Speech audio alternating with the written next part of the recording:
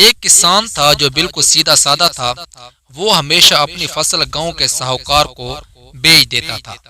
ایک بار اس کے کھیتوں میں فصل بہت اچھی ہوئی۔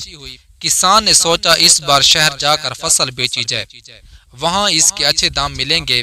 ایک دن وہ فصل کی کٹائی کر کے شہر لے کر آیا۔ واقعی میں اسے بہت اچھی قیمت ملی۔ کسان خوشی خوشی اپنے گاؤں لوٹ پڑا۔ راستے میں دو ٹھگ اس کے پیچھے لگ گئے۔ باتوں ہی باتوں میں انہوں نے پتہ لگا لیا کہ کسان پہلی بار شہر آیا ہے۔ تینوں ساتھ ساتھ چل رہے تھے۔ اچانک ایک ٹھگ ان کا ساتھ چھوڑ کر دوسرے راستے سے جانے لگا۔ یہ دیکھ کر دوسرا ٹھگ اس کو ڈانٹتے ہوئے کہنے لگا کہ تم کہاں جا رہے ہو؟ تم نے تو وعدہ کیا تھا کہ ہمیشہ میرے ساتھ رہو گے اور میری خدمت کرو گے۔ مجھے نہیں رہنا تمہارے ساتھ، میں اپنے گھر جا رہا ہوں۔ پہلے ٹھگ نے کہا اور تیزی سے چلا گیا۔ اگر تم مجھے چھوڑ کر جا سکتے ہو تو ضرور چلے جاؤ، دوسرے ٹھگ نے کہا اور زور زور سے ہنسنے لگا۔ اس کی ہنسی دیکھ کر کسان کو بہت تعجب ہوا۔ اس نے پوچھا، آپ اس طرح کیوں ہنس رہے ہیں؟ میں اس کی بے وقوفی پر ہنس رہا ہوں، وہ سوچ رہا ہے کہ مجھے چھوڑ کر جا سکتا ہے، دوسرے ٹھگ نے کسان سے کہا اور پھر کہہ مار کر ہنسنے لگا۔ وہ تو آپ کو چھوڑ کر چلا گیا ہے، اب آپ بیکار میں ہنس رہے ہیں، کسان نے کہا۔ کسان کو اس ٹھگ کی باتیں بے وقوفی لگ رہی تھی۔ ٹھگ نے کسان کی باتوں کا کوئی جواب نہیں دیا، وہ اسی طرح ہنستا رہا۔ تھوڑی دیر بعد جب پہلا ٹھگ ایک موڑ پر مڑ کر غائب ہو گیا، تب اس نے اپنی جیب سے ایک موبائل نکالا۔ کسان نے اب سے پہلے موبائل نہیں دیکھا تھا اور اس کو موبائل کے بارے میں کچھ بھی پتہ نہیں تھا۔ ٹھگ نے موبائل اس کے سامنے لہراتے ہوئے کہا، میں ایک جادوگر ہوں، میری مرضی کے بغیر مجھے چھوڑ کر کوئی نہیں جا سکتا۔ میں نے اس بدماش کو اس جادوئی ڈبیا میں بند کر لیا ہے۔ اتنی چھوٹی سی ڈبیا میں بھلا اتنا بڑا آدمی کیسے بند ہو سکتا ہے؟ کسان نے حیرت سے پوچھا، تم دیکھنا چاہو گے اسے؟ کسان نے کہا، ہاں۔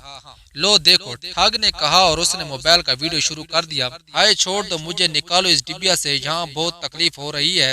ہائے من گھٹن کی وجہ سے مر جاؤں گا، میرے آقا مجھے چھوڑ دو، مجھ پر مہربانی کرو۔ موبائل کے اسکرین پر ایک ویڈیو کلپ چل رہی تھی جس میں پہلا ٹھگ چیخ چیخ کر رحم کی بھیک مانگ رہا تھا۔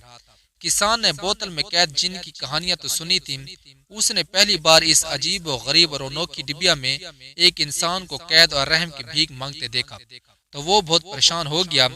اسے پہلے تو یقین نہیں آ رہا تھا، لیکن سب کچھ تو سامنے تھا۔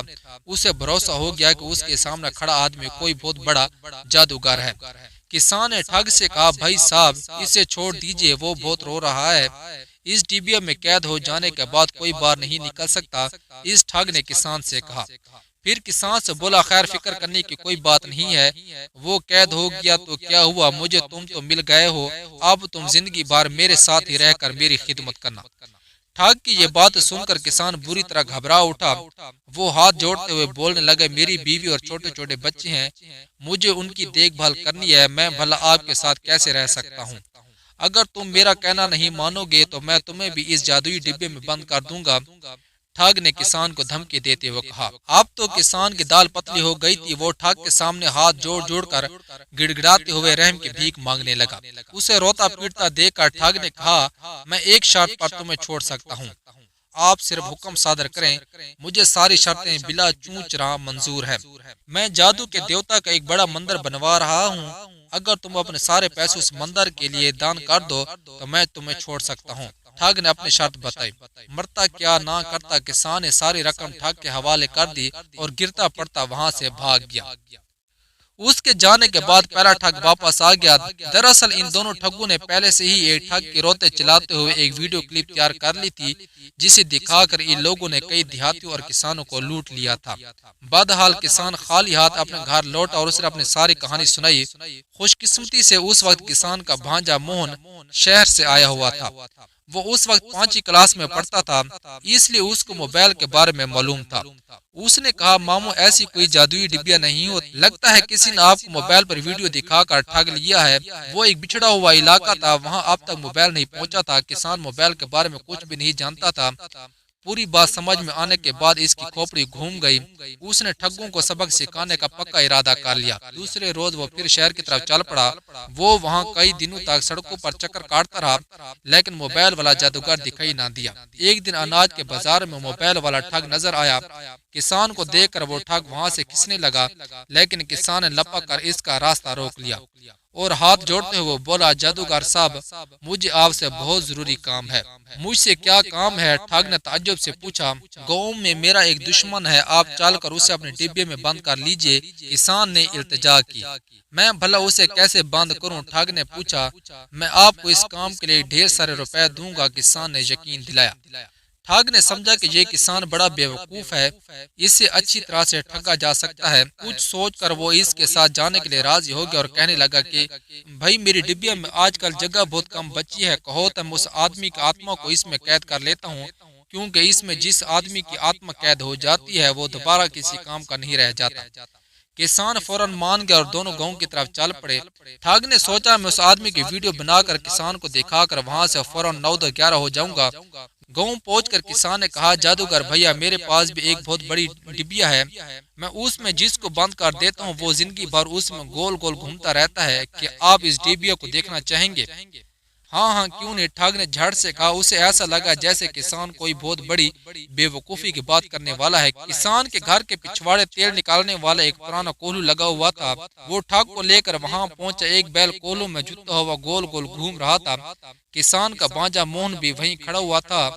ٹھاگ کو دیکھتے ہی موہن نے کولو سے بیل کو نکال دیا اور کسان سے بولا ماموں چلو اپنا جادو دکھایا جائے۔ یہ سنتے کسان نے ٹھاگ کی گردن پکڑ لی اور اسے زبردستی کولو سے باندھ لیا، پھر اس کی پیٹھ پر ڈنڈا جڑتے ہوئے بولا چل بیٹا اب زندگی بھر اسی میں گول گول گھوم۔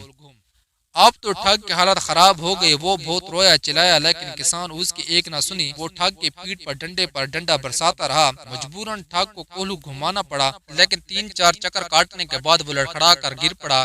کسان نے اسے دوبارہ پیٹنا شروع کر دیا، تب ٹھگ روتے ہوئے بولا مجھے چھوڑ دو، میں تمہارے سارے روپے واپس کر دوں گا، مجھے صرف اپنے نہیں بلکہ اب تک تم نے جتنے روپے لوٹے ہیں سب چاہیے۔ کسان نے غصے سے اپنی شرط بتائی۔ ٹھیک ہے میرے ساتھ شہر چلو، میں وہاں جا کر سارے روپے دے دوں گا، ٹھگ نے کہا۔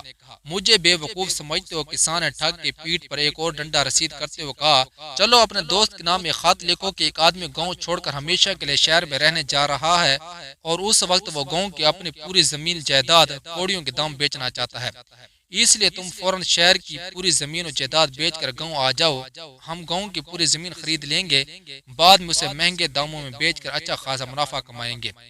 ٹھگ تو کسان کو بے وقوف سمجھ رہا تھا، لیکن کسان تو ان ٹھگوں کا بھی استاد نکلا۔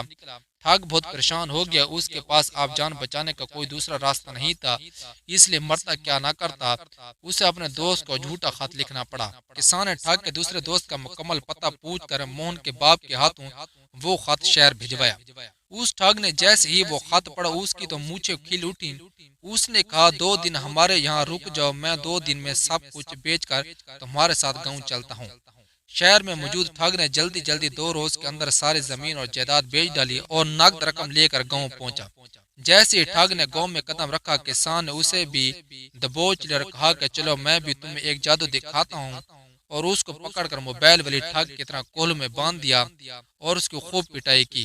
اس کے بعد اس ٹھگ سے ساری رقم لے کر اس میں سے اپنے پیسے نکال لیا اور باقی رقم گاؤں کے مکھیا کو دے دی۔ مکھیا نے دونوں ٹھگوں کو پولیس کے حوالے کر دیا اور روپے حکومت کے خزانے میں جمع کرا دیے۔